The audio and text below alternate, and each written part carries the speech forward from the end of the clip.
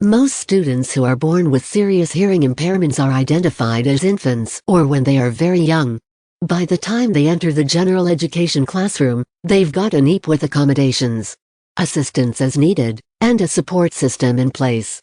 However, if you're teaching a student with hearing impairments or deafness for the first time, you will have adjustments to make, especially if you've never been part of the deaf and hard of hearing community already.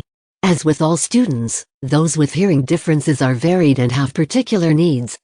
Students around the country may attend state schools specifically designed for them where they learn full-time in their first language, but there are some places that don't have schools for the deaf or hard of hearing. Alternatively, families can deny services. Some students who are hard of hearing don't qualify for any or many services. Some will need added assistance, while others won't need you to change much of anything to accommodate them.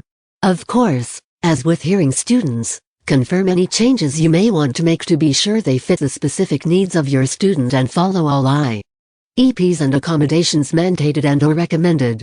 Understanding ASL, American Sign Language, versus English deaf and hard of hearing students are generally really closer in need to L or ESL students than your typical self-contained or integrated special education student. Remember when dealing with these students that the special ed umbrella is wide, and it encompasses anyone who does not qualify as being part of one very narrowly defined type of student. Anyone with any sort of difference is classified as special. In addition, being deaf or hard of hearing does not mean that they have any other disorders, differences, or needs.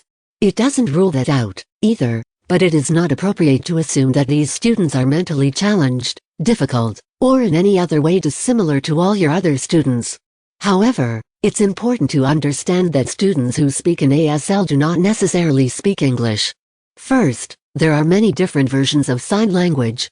For nearly every language in the world, there exists at least one accompanying sign language. For the most used languages, there are many types of sign language, and each type is varied by region and community. Much like we have accents and dialect-specific phrases that differ from country to country, state to state, and within some interstate regions, so does sign language. There are three most recognized types of sign language used in the United States: ASL, American Sign Language, PSE, Pidgin Sign Language, and C, Signed Exact English. The most used and preferred type among the deaf community is ASL.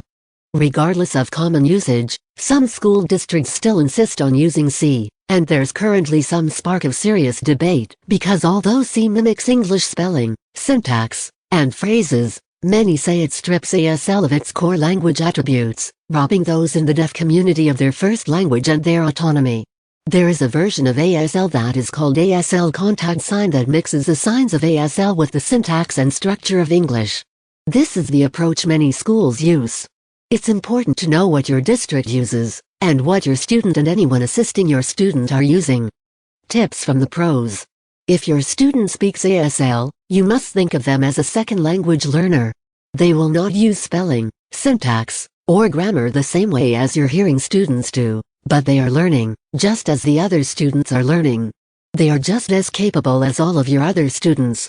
They read, write, and can and will do the same assignments as your other students, although they may need it explained in their own language first. ASL is not a written language because it is a visually and spatially based language. In comparison, English is an auditory and linear language with its own written component. If they are accustomed to lip reading, you may be able to speak to them directly just as you would any other student. If there is a need, it's never for you to speak louder. A lot of people make that mistake. It doesn't hurt to slow down a bit, though, and use good social cues so they can let you know if they understand you or if you need to slow down a little more.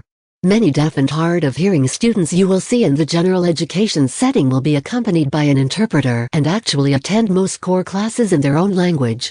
Your district may have one of these programs called Regional Day School Programs for the Deaf, or RDSPD. These programs are for children whose ages range from under 3 to high school aged. If you welcome an interpreter into your classroom, remember that this person is a fellow teacher and colleague. Please treat them as such. Don't ask them to teach you ASL 5 minutes before class starts. Remember, it's another language. It's not a dance, an act, or something cute to do. This other teacher is not there to watch your class, be your aide, or run copies for you. They are present to translate your language into the student's first language. Whether you have an interpreter accompanying your student or not, you should involve the student in your class just as you do all of the other students. They want to see your face, they want you to call on them if they aren't shy, they want to answer questions, and they want to participate. Please don't hesitate to recognize them as an important part of your classroom community. Thanks to Lexi Caruso, an RDSPD educator at Corsicana ISD, for her assistance in the research for this article.